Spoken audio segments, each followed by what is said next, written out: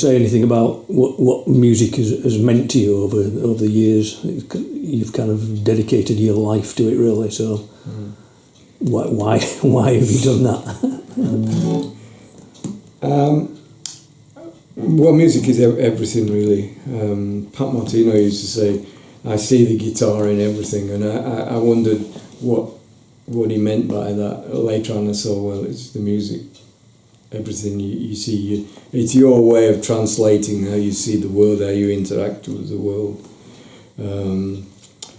Always your friend, always consolation, joy.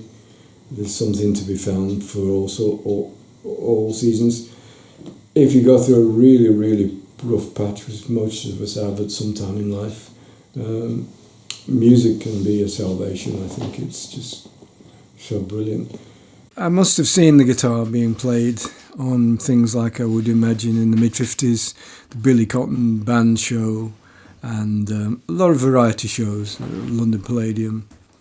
So I'd have been aware that that was a thing that was shaped like a guitar, and that's how you held it. Also, my mum and dad had a bike shop, and part of what they did was they sold sports, cricket bats, tennis bats, a few shotguns and stuff like that, really, and models as well. So it's basically a bike shop with some sports. And I was forever playing the tennis bat or trying to as a guitar. So obviously my mum and dad noticed that and saw I was affected by music. I think some of the slow things I heard on classical music, I can remember bringing me to tears as a young person. And I wasn't embarrassed by it, I just liked it. So I'd be pestering, as kids do all of the time, I want a guitar, I want a guitar.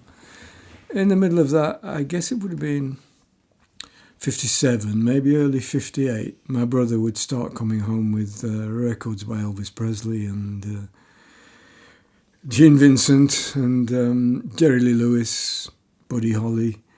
I particularly remember Hound Dog and Heartbreak Hotel.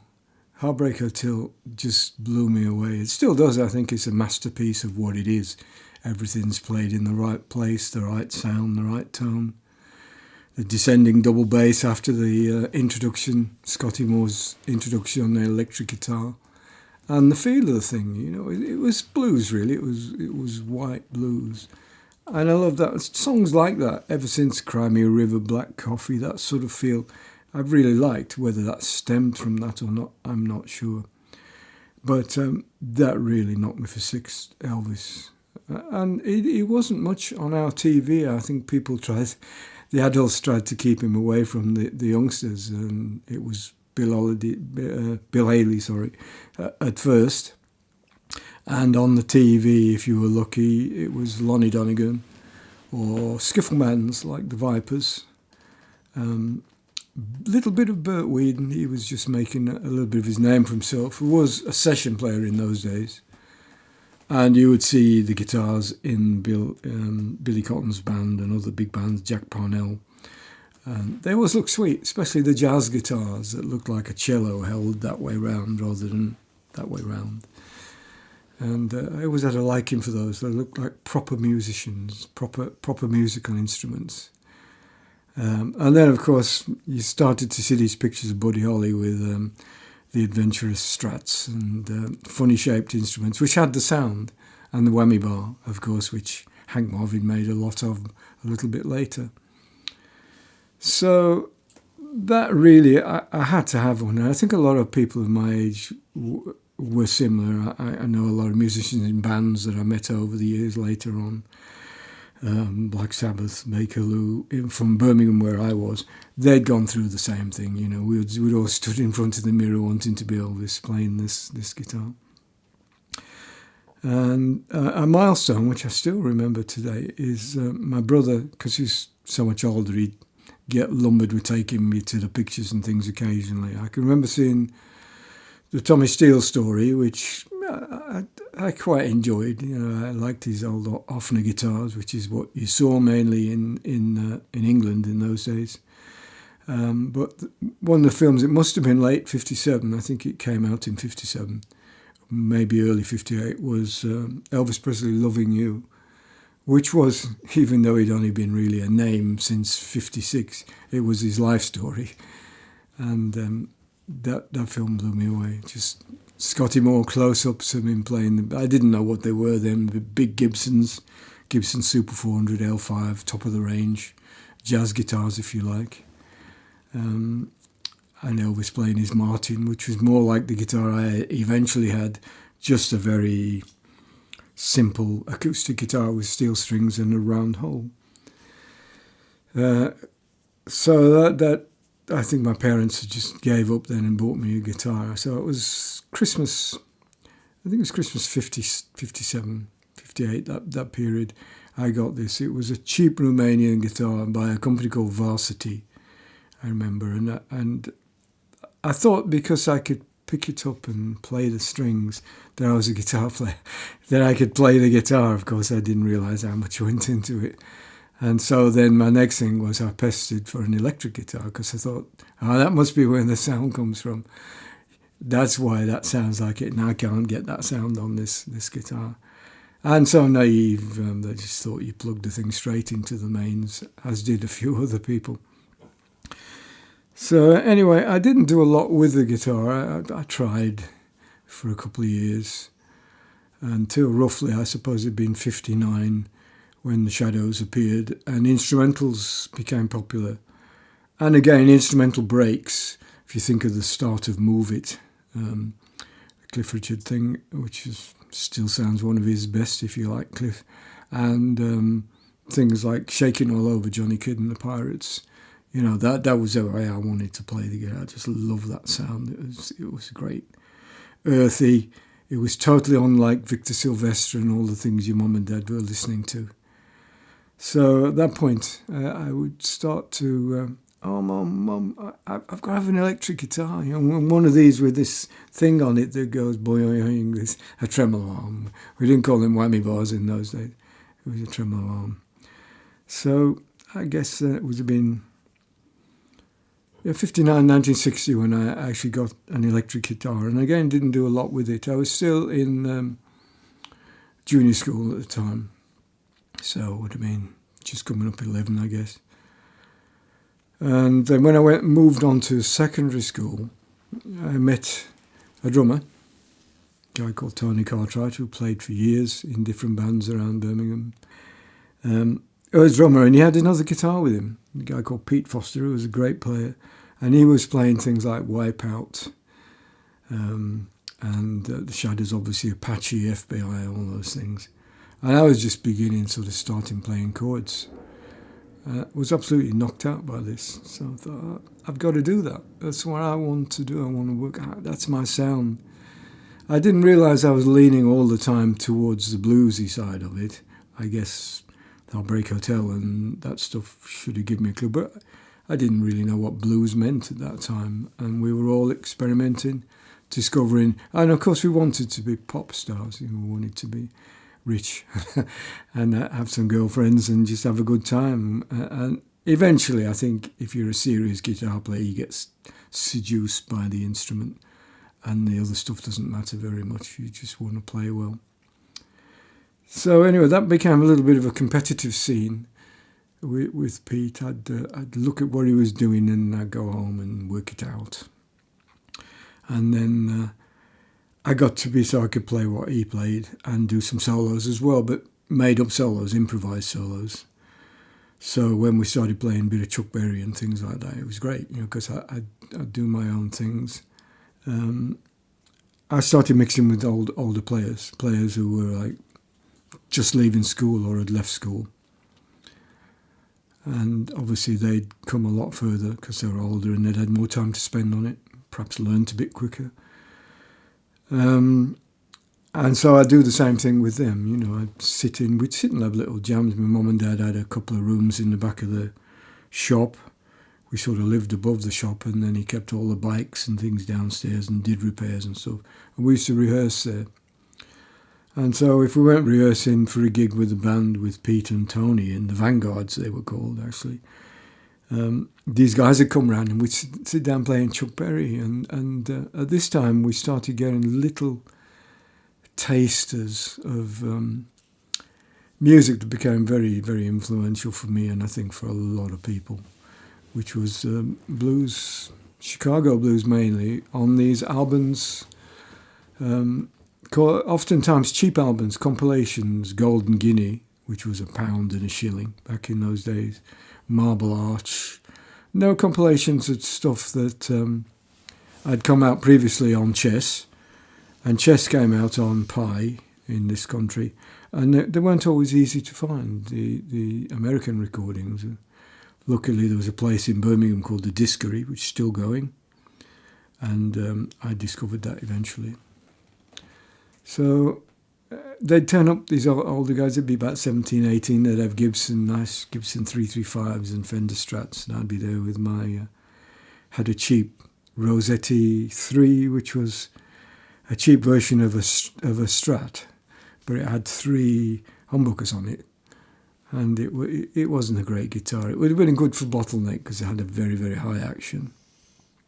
My next guitar from that was a Burns Vista, a little thing. That was made in England, Burns, London, and they made quite a nice guitar. But again, they were in development. For instance, the Burns guitar had a mini jack on it. The body was so thin that you couldn't get a regular jack plug in there, so they fitted it with a mini jack. And it became standardised later on. I remember first time I saw a Fender Telecaster, how deep the body was, seemed to be like 3 inches deep or something. That was very unusual for us people that buy in, or could only afford cheap, or merit cheap guitars, Rossettis and those various things like that, which are poor quality.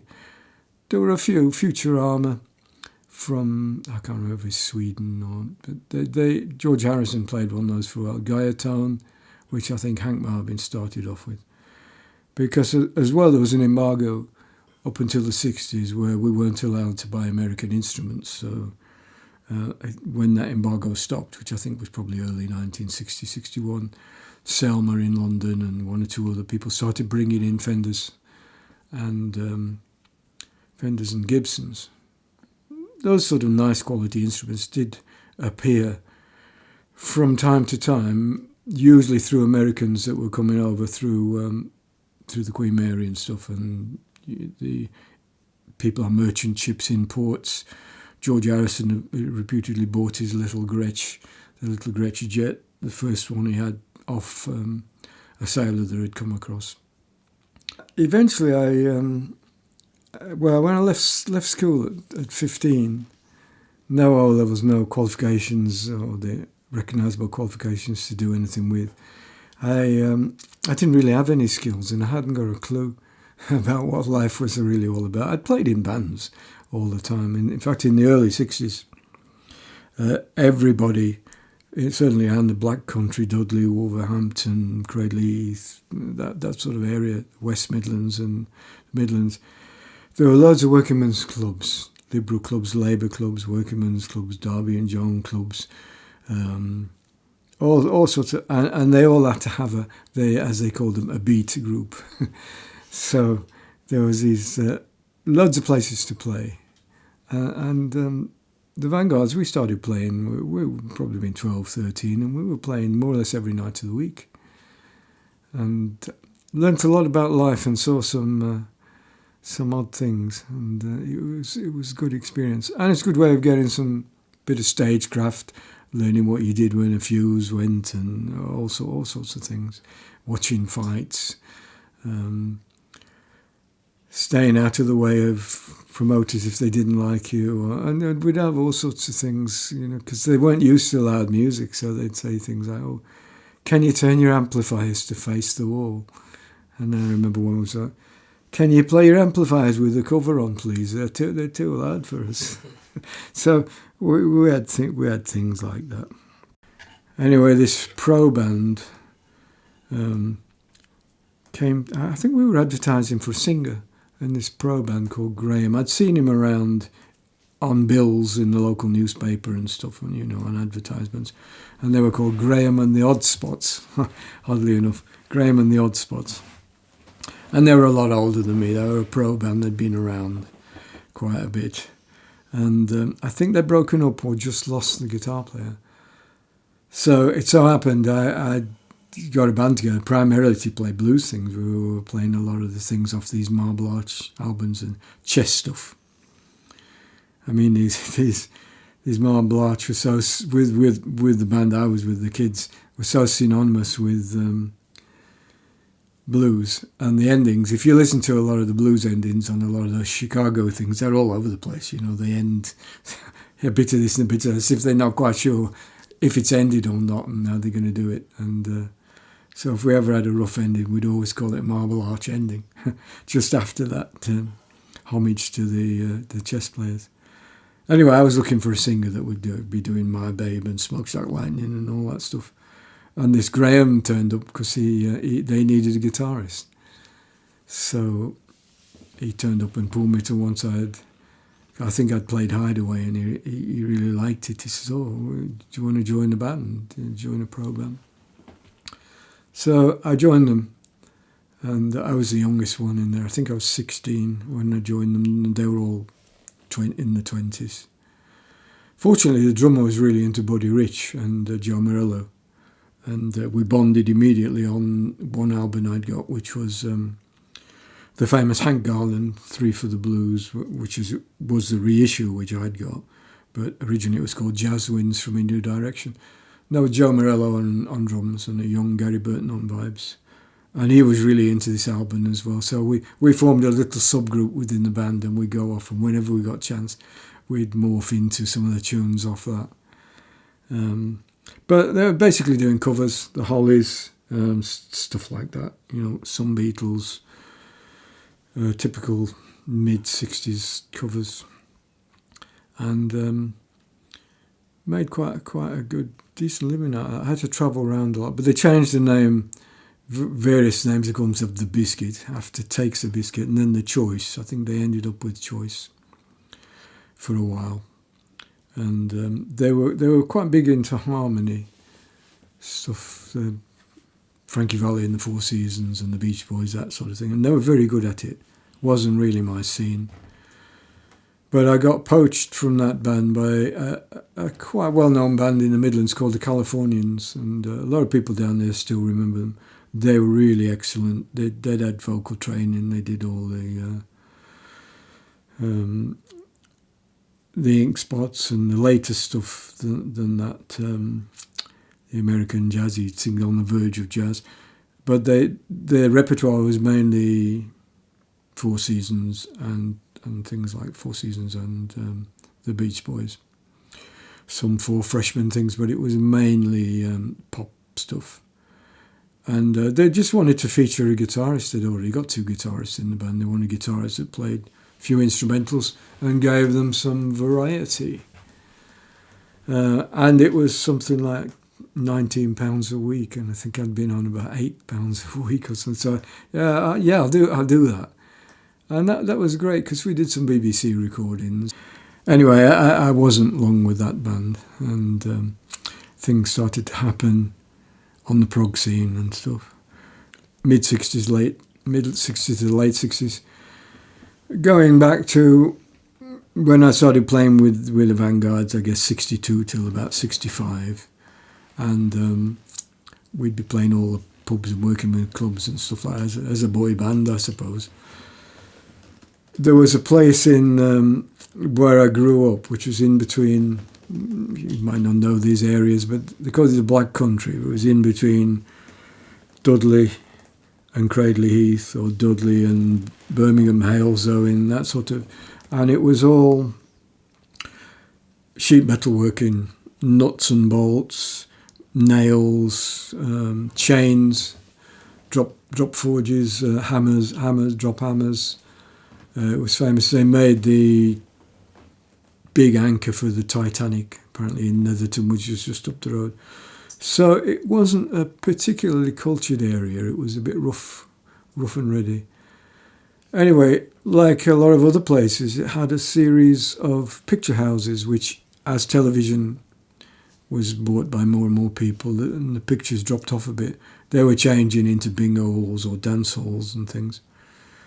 And Old Hill, where I lived, was really great for this one place. It was called Old Hill Plaza. The Beatles played there twice. Everybody played there. Carl Perkins played there. All the top bands played there. Allegedly, Robert Plant played there a few times. Actually, I did see him, but he was a mod in those days. And we used to play there regularly. And it was a brilliant place for learning. You go on. I remember the first time. Guitarist I was really fond with and still regard very highly. Unfortunately, he's dead now. He ended up playing with Fairport Convention for a while. I think Dave Pegg, the bass player, got him in because they'd played together before. He was great. Back in the Shadows days, everyone would come on. They'd nearly all have Vox AC30s. And if they had enough money and they could get them, they'd have a Strat, usually a red Strat. But you saw all sorts of guitars appear, 335s. I remember the guy from the Red Caps, who were a well-respected band at the time, Roy. He had a 335. And then you'd have the cheaper alternatives to Gibsons, like Harmony guitars and what was it? Guild guitars, Harmonies. Not so many Gretsch's. And Les Paul, the Les Paul design, when it morphed into the SG, which they had to change the name because Les Paul complained, were first starting to appear about that time. And I can remember going every week, not knowing who to expect, because it had a revolving stage, like the London Palladium at the time. And the number of times Vox AC30s fell off stands or microphones went over was like... I nearly always used to sit on the front of the stage to watch the guitarist and get as near as I possibly could. So you'd see a lot of bands, and they had a couple of nights which were just for teenagers and a Saturday afternoon. So I could go there and watch maybe 6 bands at a time, see what they did, what gear they'd got. And I'd be sit on the stage guitar spotting, so I learned loads about guitars. And I'd go to the changing room at the side, green room if you like, and just walk in and they could see I was a young kid. And I'd say, oh, what's that? What's that? I remember pestering this one guy who had a blonde 335, which was unusual, because he'd played the chords to Georgia, and I'd never heard Georgia before. I thought, I've got to know that. So I went in the back and asked him to scribble out the chords. And he scribbled them out on the back of a flyer for who was coming on in future weeks. And I've still got that flyer somewhere with his written out chords. So that played a big part in the Plaza was run by this Irish brummie called Ma Regan, and they called it the Ma Regan circuit. And a lot of bands learnt the trade going around them, because there were 2 plazas. There was one in Handsworth, there was somewhere in Small Heath. She had 3 or 4 in the circuit, the Ma Regan circuit. And you talk to any brummies from that period, or people that came down from a bit further apart. I remember when I interviewed Alvin Lee when I was doing the book on 335s, because he'd played there at on the older plaza, and I remembered him. They were called the Jaybirds at the time, and he actually had, at that time, he had a Gibson stereo. That was my guitar spotting thing, which is a more fancy 335 with a stereo variation. And unique thing about them was it was stereo because you used a split lead, and one section of the lead went to the neck pickup and one section went to the bridge pickup.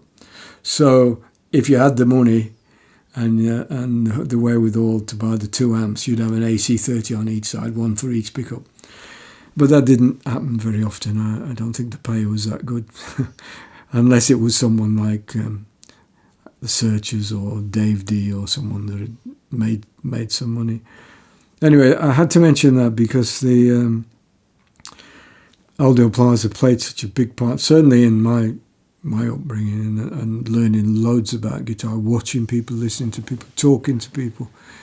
Anyway, this guy Roger Hill, who he played in a band called the Brumbeats, which they had to change because I think there were 3 bands called the Brumbeats. And and Roger and that group, they were all great musicians in the band. Anyway, I can remember his birthday party when he was 50. I was up in Yorkshire studying or playing, and not in Birmingham anymore.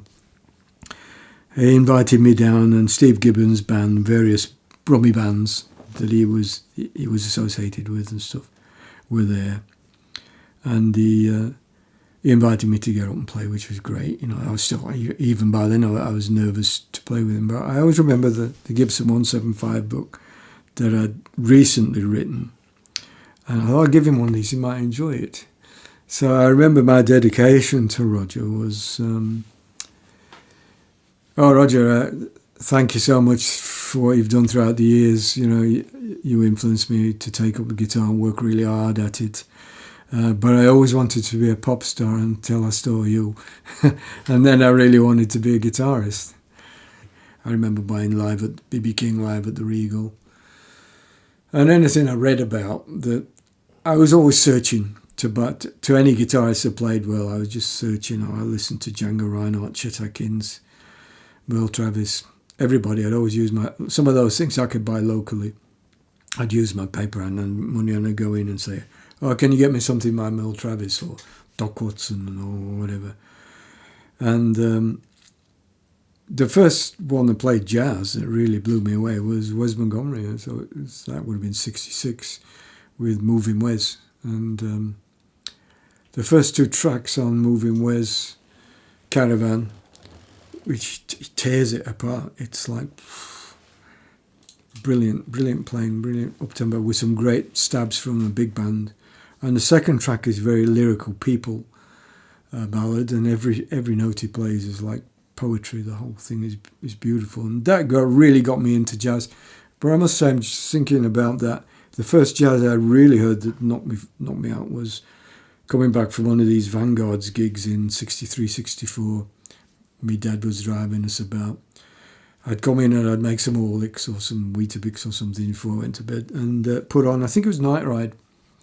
And I do remember being blown off my stool. It was this saxophone came on playing like a bit Coltrane-ish. I didn't know that then, but he was playing like as if he was wrestling with a horn. He was trying to fly out of his hand, and it was so powerful, so feelingful. I thought, wow, ooh, I wish I could do that on the guitar.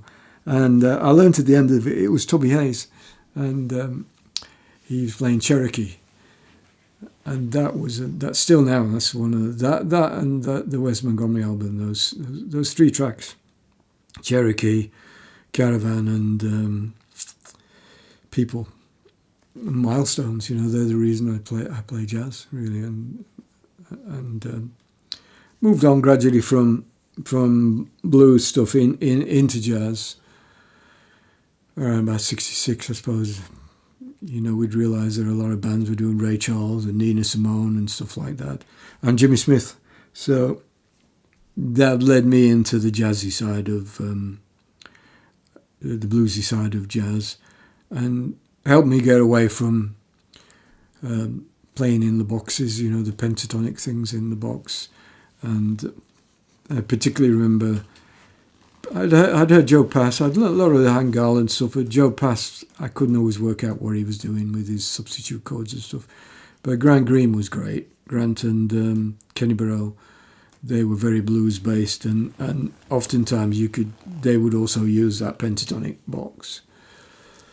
And so I started exploring the more the jazzy side of it, but trying to keep that blues feel. And so I'd buy Downbeat, and I'd been buying. I went from Dandy and the Beano to the Melody Maker, so I'd always been following things. And I remember buying, I think it's a 66 Downbeat guitar edition. They did a guitar annual every year. It was Larry Coryell on the front, and he'd just joined Gary Burton group. And this one particular Downbeat, it's meant such a lot to me. I passed a copy on to a friend who I work with now, and he's found it really helpful, because he had interviews with George Benson, one of George Benson's best interviews ever, roughly the time he did Cookbook and Uptown. And there's an interview with Howard Roberts, and there's an interview with Larry Coryell. And Larry mentioned his other albums he'd made, which were a little bit more proggy, if you like, because Larry with Gary Burton and Charles Lloyd, I seem to remember, were the first bands to wear beads and caftans and shake up the jazz scene, the old Italian suits and ties and that. And so the press made a big fuss of this. And you can go back and you can see all the footage and the pictures of them around that time, 66, 67, in all the hippie gear and stuff. And I was quite taken with this because Coryell looked like one of the Beatles. He got long hair and he was playing a beautiful big Super 400. And I thought, oh yeah, be interesting to hear what he's doing. So I bought everything he'd recorded up until that time, which was not much. He'd recorded, he was in a band called the Free Spirits originally, which was a fusion band, fusion jazz rock type band. And he'd made an album, a great album called The Dealer with Chico Hamilton. And one track on that was called Larry of Arabia, and it was a feature, and it was a blues. So a lot of Kenny Burrell in there, but it was his own track. The rest of it, you could hear him doing quarter tone sort of bends. I mean, I picked up on quite a bit of that when I was in Morocco later on, where they'd play stuff in semi-ragas and play stuff in octaves, but bending one note, just one note, slightly as he moved. So it gave you this sound. And it turns out that the Hungarian guitarist Gabor Szabo, who apparently influenced later on what's it called, Santana, and quite a few other people, he influenced, but he definitely influenced Larry Coryell, and he was using all these things. So that's probably where I picked that up on, which when I listen back to Winter, the long track on Hannibal, I can hear that. I can hear the Coryell and the Gabor Szabo, amongst other things in there. I can also hear loads of Alvin Lee, because we thought you had to play fast in those days, and it wasn't so difficult to play fast on a box than play fast with some meaningful notes.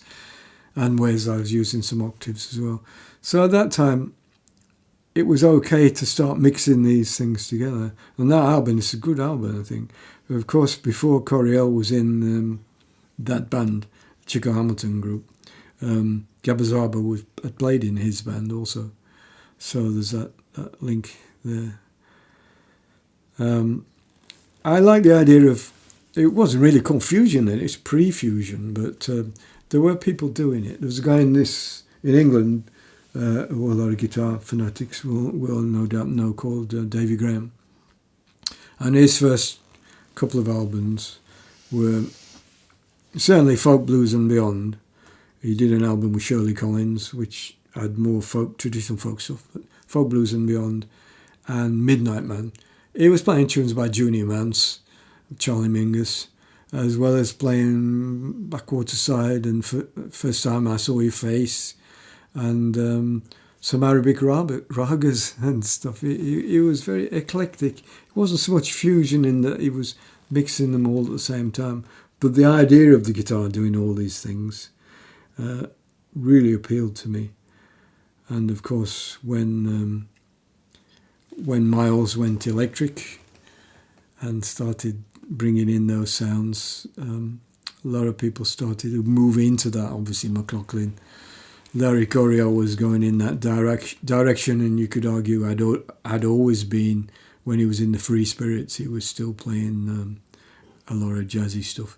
So I love to play blues, and I still love blues, the Kings and B.B. Freddie, and going right back to the jump jive and the more swinging type blues. But to play on three chords, doing 3-chord blues I did go through a period of really liking it because I was learning all the time, but I did find it after a while a bit limiting.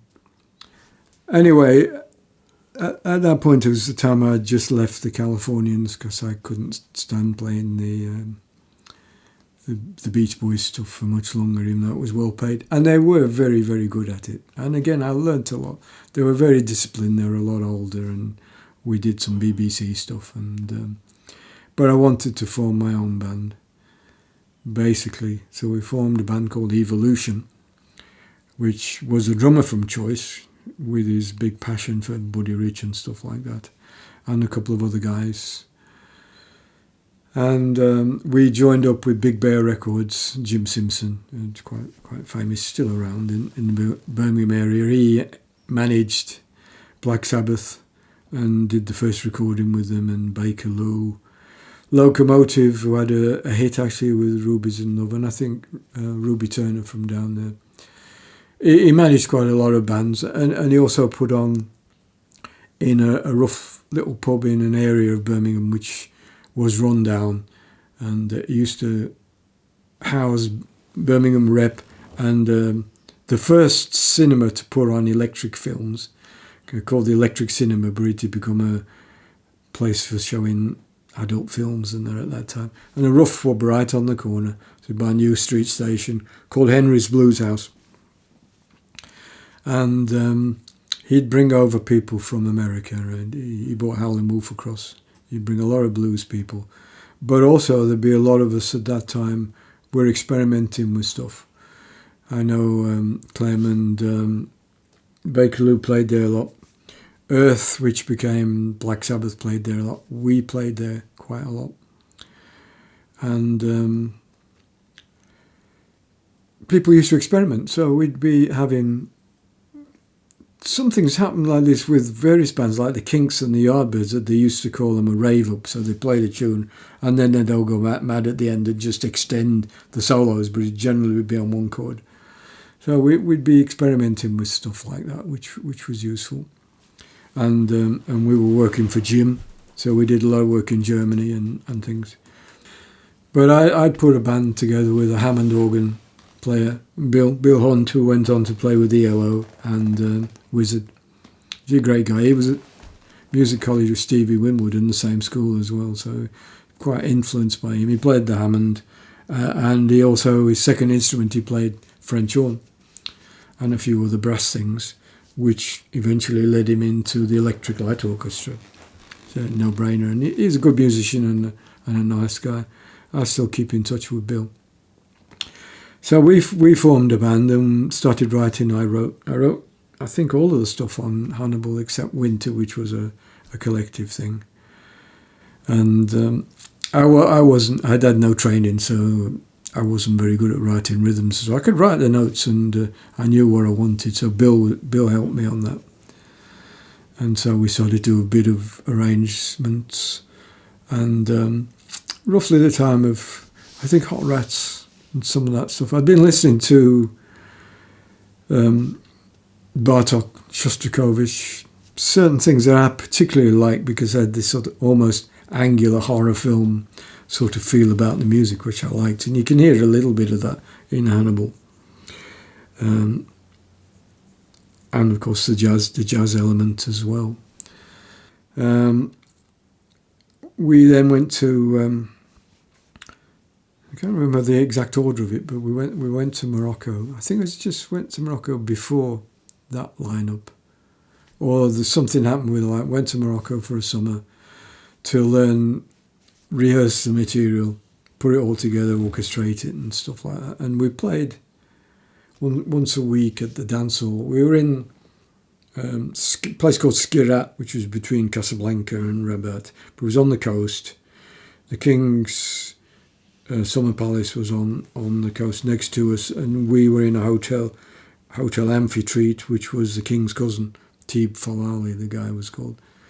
And we lived in the servants' quarters there, and we only played basically every Saturday in the dance hall, unless they wanted us to play at for the King. So we'd occasionally go and do something for King Hassan, or we'd play for the Minister of the Interior and things like that. Weird gigs. We had some really weird times over there. They'd come and pick us up on an open back lorry. So trying to keep the drums on the back of the lorry while it was going around the corner and stuff like that. Anyway, we got back home then, and decided to do the recording, which was it was an island studio, and I think we were the second band in after Zeppelin. And we recorded the Hannibal album in one day. So we formed this band out of a couple of extra people, a few different things, and I ended up playing with a singer called Alex Boyce, who went on to win New Faces eventually and became an agent. Bill Hunt, who I'm still in contact with and very good friend, have a lot of respect for Bill, great musician. He was playing Hammond and French horn, various other brass instruments. He was at the junior course in Birmingham School of Music with Stevie Winwood, coincidentally, and they both went to the same school. Anyway, he had wide interests and was very schooled in music, and he helped me a lot with notating things. Cliff Williams, sax player, was basically a dep at the last moment because our regular saxophone player left the band, and I think he did a good job on the LP, given the lack of experience with the band. Jack Griffiths was a teacher. I think he went back to teaching the bass player. I met him through a jazz group in Stourbridge and was quite impressed that he was doing all the walking bass and doing it properly. John Parks, the drummer, he was with us for a while and then went on the road as a rep for Pioneer Stereo Systems, and he was replaced by Charlie Griemer. Charlie and Bill went on to join Roy Wood and Wizard, and I went off to college. So it was an interesting time because it was a time when, for me, I was still fairly green and hadn't been fusing that much music together. So I wrote most of the stuff on the Hannibal LP, and then we drew on all of these different influences. And of course, Bill having the French horn was an added bonus too. He was, as far as we know, the first guy to use wah-wah on organ as well, so that was quite interesting. Winter is a long track on the, I think it's the B-side of Hannibal, the Hannibal album. It can be heard quite easily on YouTube. I think it's featured on YouTube in several places. So have a listen. Anyway, I listen back to that every now and then just to see if I've improved or learnt anything different. And it's interesting to see the influences which I can still recognise now. They jump out, particularly from me, obviously, with it being personal. But I'm sure anybody who's followed guitar playing and the good players, the influential players, will probably hear the same thing. There was Wes, of course, so obviously all that.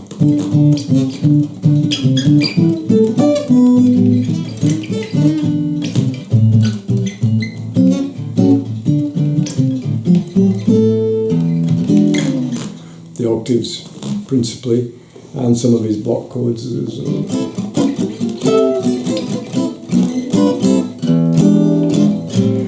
Played quick. I mean, he's really gifted at that. Whereas it's a side of his playing that gets overlooked till you start to study it.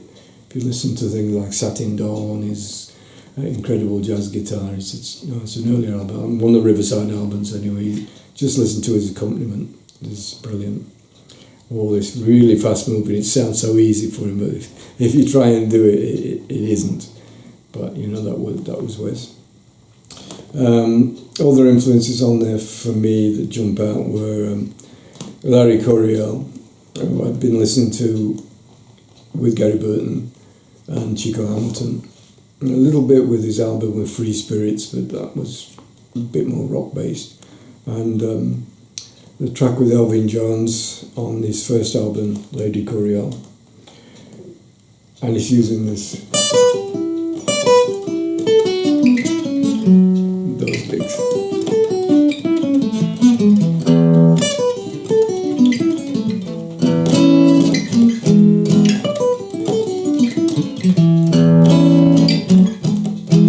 And I like that sound. I've since found out that it's just a triad of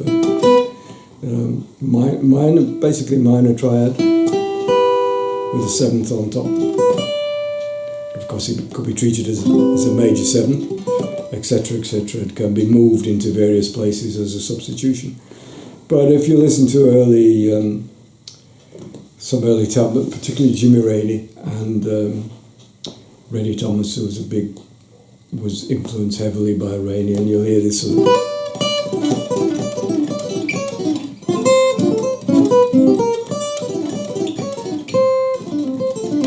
He uses that a lot, just in that configuration. Clayton Strong, one of my favourite players, unfortunately not playing now, would also use it, and I've heard it quite a lot in jazz solos, sometimes coupled with the major version. So you'd have things like that where you could major.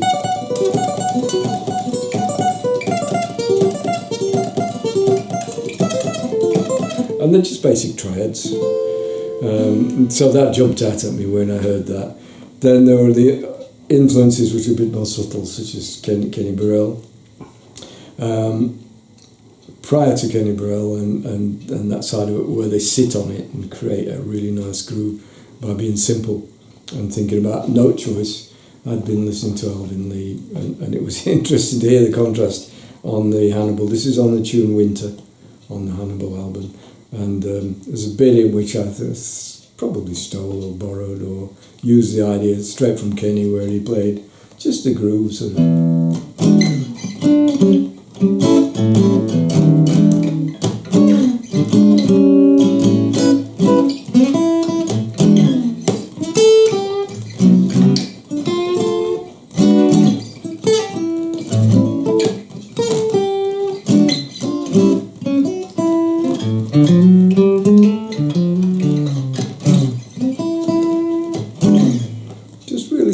And I thought, oh, that's great. You sit on it, take your time, play some question and answer type, B.B. King type things.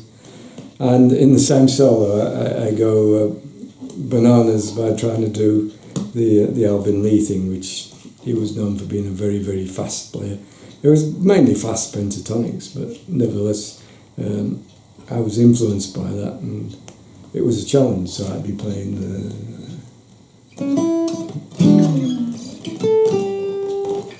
and then a little later on, which is one of Alvin's favourites, is flat 5, 4th, and then playing that really fast. And I'd had some experience with that sort of phrase anyway, because I did Barney Kessel play things similar.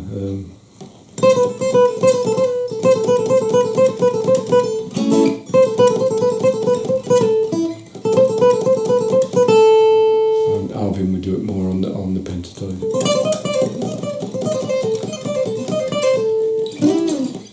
Other things too. There was the Gabazarbo thing, which I don't know if I can totally attribute to Gabazarbo, but before we made the album, we spent a summer in Morocco getting material together, and I love the sound of the sort of little Arabic groups, where they'd be not quite.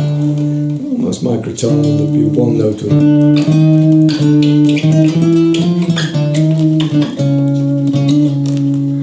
I like that, and I thought, okay, that's one step away from Wes, isn't it? It's just taking a note of an octave and bending.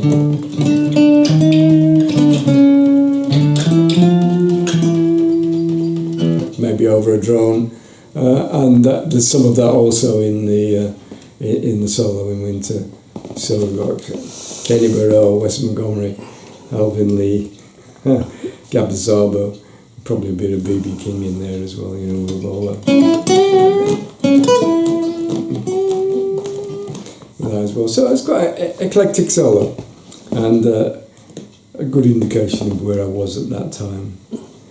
So just points, obviously I'd drawn from those things, put them together, but I could still hear where I'd got them from, who I'd borrowed them from, and it's part of the journey, learning the language, putting it all together in your own way. If it didn't sound like If you hadn't borrowed some things from Parker or some of the other jazz players, it wouldn't be the same language. It wouldn't sound like jazz. So you have to have this language, and then you reuse you learn a phrase and you use it in your own way eventually. There's often times where it would be famine, no food, nothing to look forward to, and then we'd have a run of gigs, like we'd do a little tour of Germany. We'd be playing with Free and a couple of other bands. I remember a big gig in Birmingham. I can't remember the venue, but it was, as the amplifiers were getting bigger and louder, it was the first time I'd ever done a gig where a band had used scaffolding, and it was Emerson, Lake and Palmer. They were the main group at that time, and they got all this scaffolding. Took them all day, the roadies all day to set it up. And on that same gig was Johnny Winter was on, which was nice, and Hannibal were on. And we did a few of those things with different bands over the years, which was good. But in terms of being a profession and steady income and stuff, it was hard. And we stayed together probably for about a year, and then basically it fell apart, which is a shame. So back to square one of not having a profession, trying to find another band.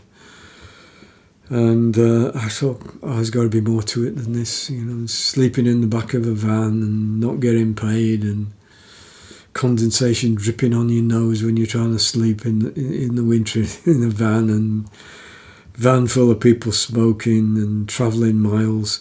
I just thought, I've got to learn to a bit more about it and to make it a serious profession. But sadly, I was stupid at school. My mum and dad always used to say, "You've got brains, you don't use them, you should work at it." And I thought, what do they know, the old folk. And I was just happy messing with guitars, playing guitars, and messing with old motorbikes. I used to like old British motorbikes at the time. And now, of course, I hadn't even got any basic qualifications or anything, so I'd have to go back and do the equivalent of O-levels or whatever it was to get into college. I want to be a musician, a proper musician, not someone that just busks. And as much as I love playing by ear and did most of my playing by ear, I wanted to know more about it. Anyway, another reason for wanting to get to know more about the guitar and music, classical guitar, everything about the instrument, was to read better and to understand, to look at scores, to be able to write stuff out. And around about that same time, I didn't want to play sort of fast bluesy things with that distorted sound. Okay, the Blues Breakers album's a classic, and I still like a lot of that album, and think that's probably his best work in my opinion. But pedals were becoming the norm, and this sound of constant fuzz boxes, instead of being a dynamic sound which went up and down with your valves rattling or reaching the limit, like you got with the original Chicago players. They'd just be driving their amplifiers. That was tending to go more into these more processed. I can see why people wanted to control it, and this is why Boogie eventually came about, and the use of master controls on amplifiers, which you didn't have in the 60s. A tune came out called Pictures of Matchstick Men by Status Quo, and I just heard that sound and I thought, that's it. I'm going to go more into a straight jazz sound. And I thought, I wasn't using the pedal anyway. So I took those boxes of the pentatonic box, and instead of bending on the fourth up to the fifth on the third string, I decided to put on, instead of a plain third, which most of the blues players were using, I stuck on a big heavy set of strings with a heavy duty wound third, and you couldn't bend in those days. Of course, going back to the 40s, George Barnes in his jazz guitar tutor actually recommends people use a plain third, and it's there you can see in his tutoring, he shows you how to bend it and stuff. So I automatically thought, well, people like T-Bone and B.B. King, they wouldn't be using heavy strings, and that's all you could get.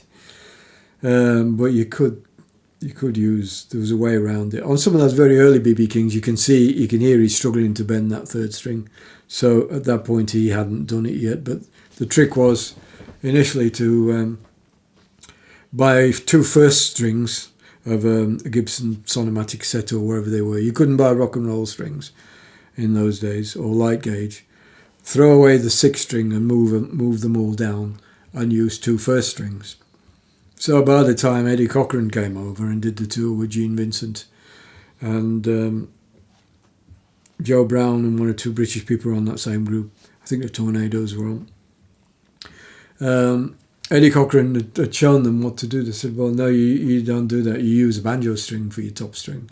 You put a banjo string on. And so from the early 60s, it got round that that's what you did.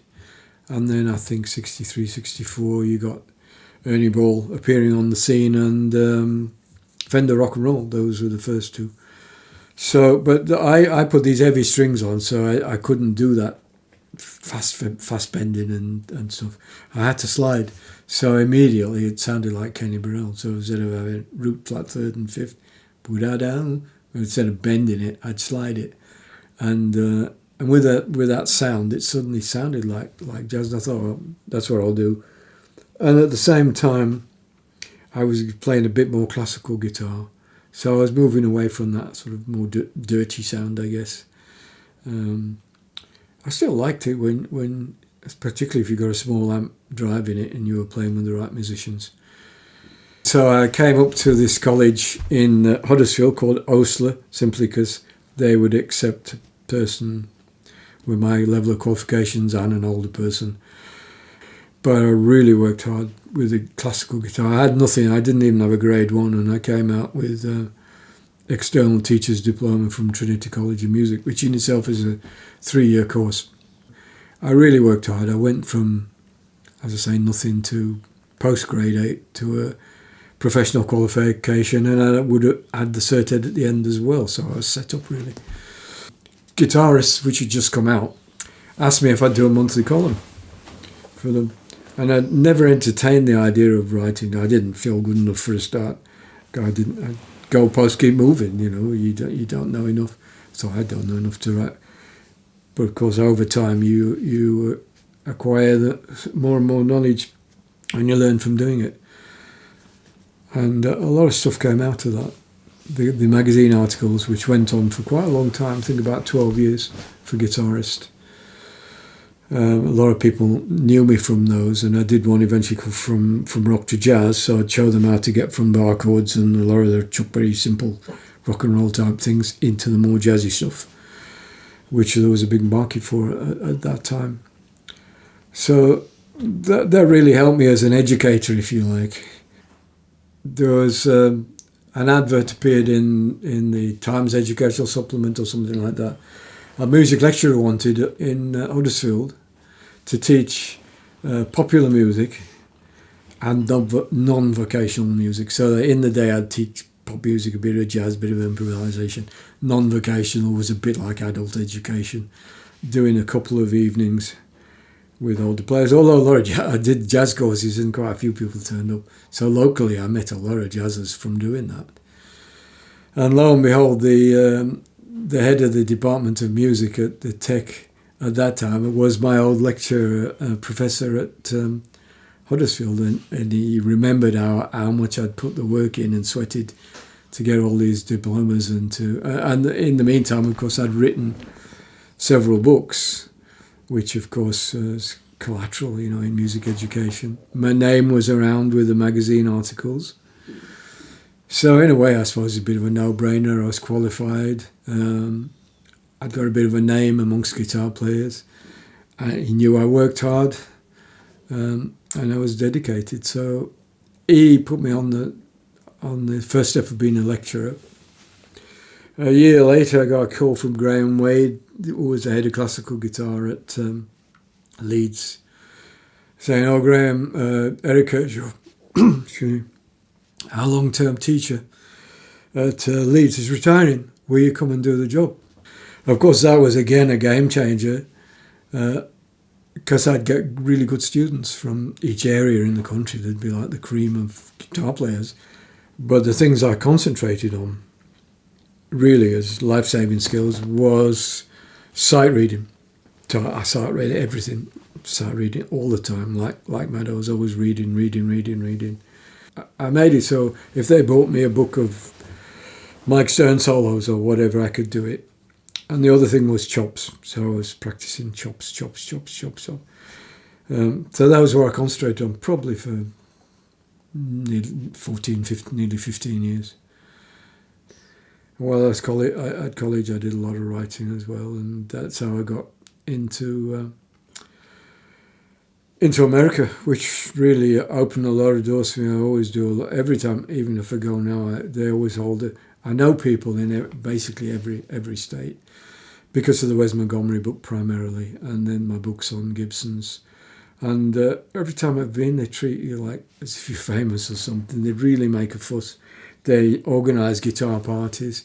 Best players in the area all meet up at somebody's house and we have a play. And we have a great time. I always done really well in America. And the reason I went there initially was I did the Wes book and met Wes's widow and one or two of his family and people who had played with him. So that was interesting. Went to, obviously, where they lived, drove round where Wes used to play, and I went round with Lloyd de Webster Jr., who was his lawyer, and he was a big Wes fan anyway, and a lot of the pubs had closed down, clubs, or some of them were still there, but they were country and western. And he insisted we had a buds or something to drink in every one. He told me after about the third one that Serene, Wes's widow, was a teetotaler and didn't like people who drank. I thought, no, now's the time to tell me. Not as if we drunk very much anyway, but he'd come up in this dark corner and he'd say, Wes used to sit just there, which was great. You know, so we had all those stories. We went to his house and the graveyard, and there's a Wes Montgomery swimming pool. There's a plaque on the door, and a Wes Montgomery plaque in the Children's Museum. They'd set up a little display especially for Wes, which is great for the younger ones. And at that time there was a bursary scholarship. His guitar was there, one of his guitars, which was really nice.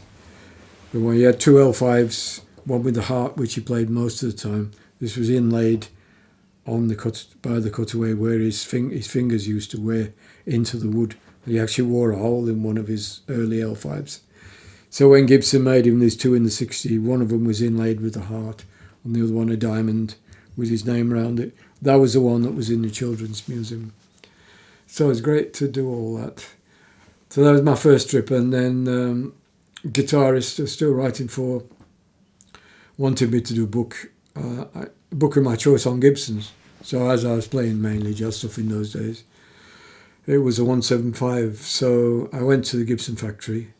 You couldn't fly direct then from Manchester to Nashville, so I had to go to Atlanta. I think I stopped at Atlanta and hooked up with a guitarist who ended up being Ed Benson, who became the editor of Just Jazz Guitar. And he took to me, we become friends, and we did a lot of jams, and he saw how enthusiastic I was. So we mooted the idea of this magazine, Just Jazz Guitar, and Bob Benedetto as well. Bob was one of the first. Jimmy Bruno, I think, was one of the first to do an article. Myself, Ed Benson, of course, and a guy called Rob Knowles, who did a similar thing for Chet Atkins, a little Chet Atkins newsletter, who was friends with Ed Benson, this guy. So we all teamed up and did some playing and some writing, and we didn't get paid for this. We just wanted to do it. And Bob Benedetto liked what I did and said, I'll make a guitar for you. Will you go around with this group and be the Benedetto players and play at the major guitar shows so everybody sees the guitars and hears you? And that opened the doors to loads of things. Not least playing with those guys who I looked up to, obviously, and learning loads and getting on really well with them. They were all really nice. No egos, no edge. Yeah, I remember we had some great times with Jimmy. And Jack was always a consummate professional and sense of humour. You could tease one another, but a great player. Oddly enough, those two had both been in the Buddy Rich bands at various times, so we used to get some funny stories as well. And from that point on, I was sort of going backwards and forwards to the States basically through the late 80s and the 90s. And I went a few years, but I think about 7 years ago was the last time I went, where I met up with a lot of people, did some playing with Jimmy and Rick Stone, who sadly died since. And one of my favourite players who's had a stroke, who can't play anymore, called Clint Strong, who was always at Arlington playing the shit out of his guitar. He was a wonderful player. And he'd been playing with Merle Haggard, playing basically country and western music with some western swing for about 10 years. We studied with Howard Roberts. And again, Clint he used to kick me up the arse. I'd think, wow, he plays such great lines. Playing in the States with the Benedetto players and other players, I got to play with some well-known players from the 50s that weren't particularly well-known at that time. Lou Mecca, for instance, was quite a popular player in the style of a cross between Johnny Smith and Talfalo. And he retired early to become a chiropractor, but he was playing really well. And he'd made an album under his own name on Blue Note, and he played a lot with Tal. I actually wrote the sleeve notes to the CD he made in the 90s and went over to meet him, interview him for Just Jazz Guitar, and we actually did some gigs together, so that was wonderful. The rhythm sections were generally great. When we used them, most of the time with the Benedetto players, we didn't have a rhythm section. But sometimes we did. John Pisano, for instance, every time there was a NAMM show at the beginning of the year, he'd always have a John Pisano week, which was famous, and he'd got some great footage from them, and everybody that was around at the time went there. So they'd got a rhythm section, and they played with us on a few occasions, which was Chuck Berghofer and Colin Bailey. Chuck on bass. Chuck played the bass line on Fever and Boots Made for Walking and countless other things. And those two and John Pisano on rhythm guitar were actually Joe Pass's rhythm section for a long time. John, of course, had played earlier with him on Catch Me, famous early recording of Joe's, and then later on the Pablo thing, that they became more or less his standard rhythm section. Anyway, to play with those guys was a delight. It was absolutely, everything was easy. They understood the guitar wasn't a saxophone, and they worked with it. John's guitar nights, he did them first at a place called Papishon's, and then he moved. And we all liked Papishon's. It had a good atmosphere, and of course, loads of Italians, and John's Italian, of course, and Jimmy Bruno and Jack. A lot of these people have an Italian background. Tommy Tedesco, you could go on and go on. Joe Pass, of course. It was good for pizzas, and that was always a consideration. Like my bands in recent years have always looked for pubs that served real ale to do a gig in. So, this is what you do, part of the payoff. Anyway, we went to Papishon's, and I think I did it a couple of times, but it had run for a few years. And when it had closed and we moved somewhere else, which I can't remember, might have moved twice, we'd play an evening's guitar display and guitar show, and it would be not just for Benedetto players on this one, there'd be a section of them there, and you'd get to meet other players. And I met a lot of LA-based players, good players, people like Ron Eshday, Anthony Wilson, quite a few others who I can't remember them all now. But on the last one I did there, Andy Summers was there as well, from Police, obviously. And I'd done a bit of playing with him in New York, and he'd become a Benedetto player. They'd made a guitar for him. Randy Johnson was around, and we'd all go back to John's house, John and Jeannie, and they were fantastic hosts, and we'd just sit round jamming all night. It was absolutely marvellous. That was some of the highlights of my life. Eventually, I brought Tal over to John over to England, and we did a short tour, and we recorded something at Wakefield Jazz, actually, which the guys from the BBC recorded.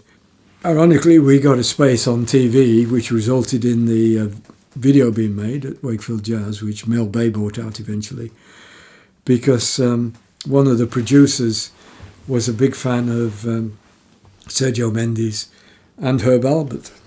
And it so happens that in both of those groups, he knew that John Pisano had been the guitar player. So on the strength of Herb Alpert, we got all those things came out of that, and we recorded a live session at the Red Lion in Jackson Bridge, Huddersfield, which went on the TV, and then the guys came out. They wanted to put a video together. Came out and videoed an complete evening at Wakefield Jazz, which, as I say, ended up being released by Mel Bay and available universally. So that again was all, happen chance. It wasn't planned. It just came out of things as they rolled along. That's some of the tales of my sort of long journey along the way of becoming a musician, and some of the things I've been exposed to and how and why, basically. Obviously, there's a lot more in there, but that's a start.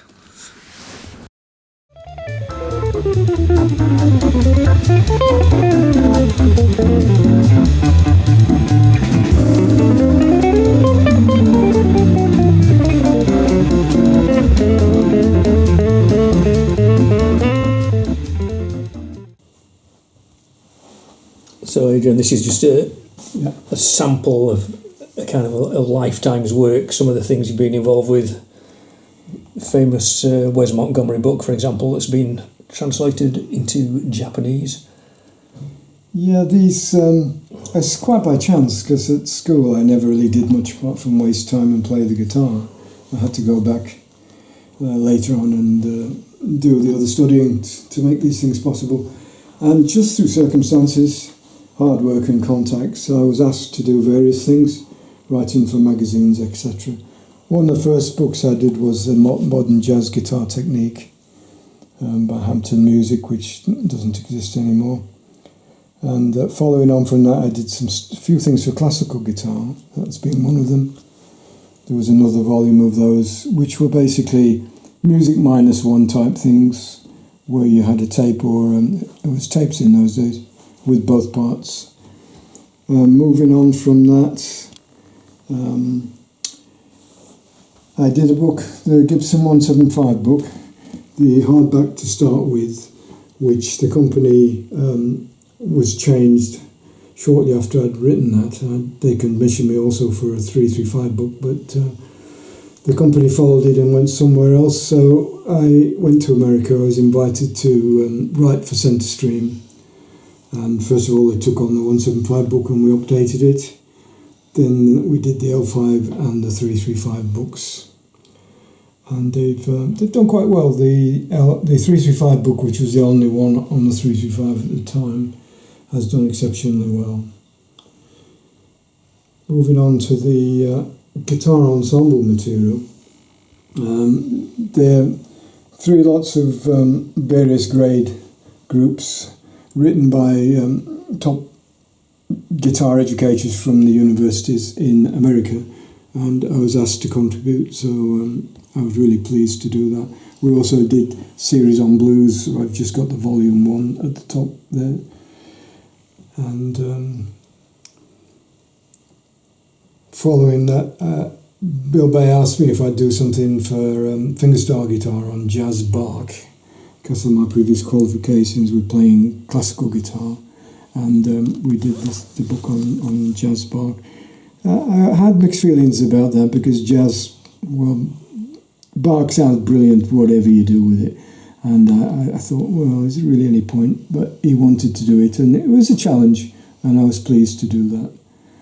And then the other ones, guitar cameos, series of guitar styles of different players with all the parts, and played as well on discs, so you could play along with that. Best of British was a lot of Britain's top players that were also doing some teaching at the time. So we had Ivan Morantz, who many of you will know, Frank Evans, both of them no longer with us, myself, and then Ronnie Moore from up in Glasgow, who was a great player and a very nice bloke as well.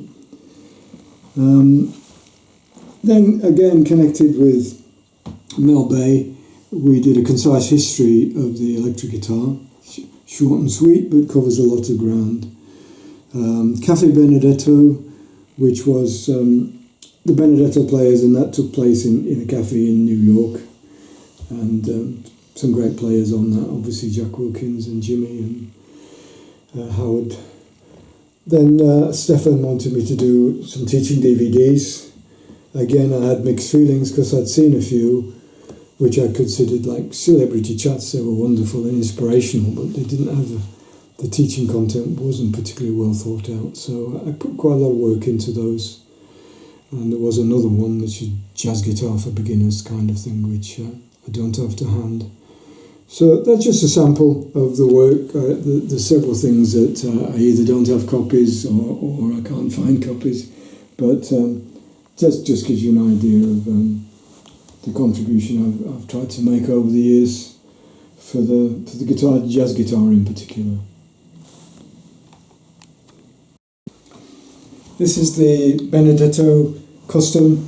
It's basically a Fratello model with multiple 7-ply bindings, beautiful inlays, all solid timbers, of course, ebony, fine quality spruce, and floating pickup, not to inhibit the vibrations of the top, and a single Benedetto pickup on there as well.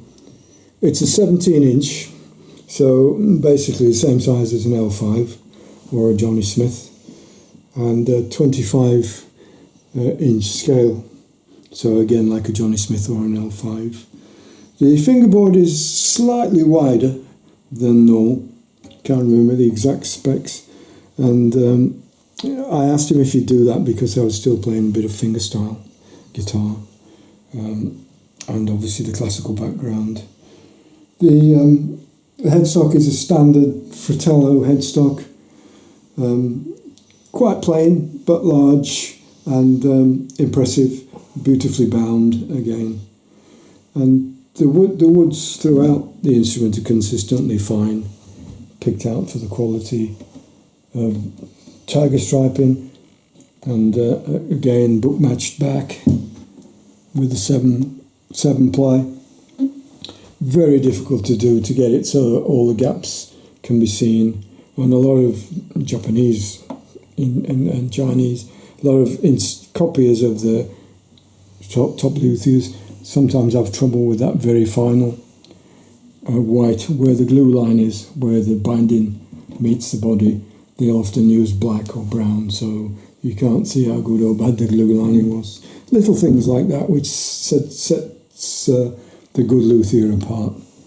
And again, similar with the sides, the tuners, they're shallows, but nice with the ebony buttons to match the fingerboard, and the tailpiece and the bridge. So all in all,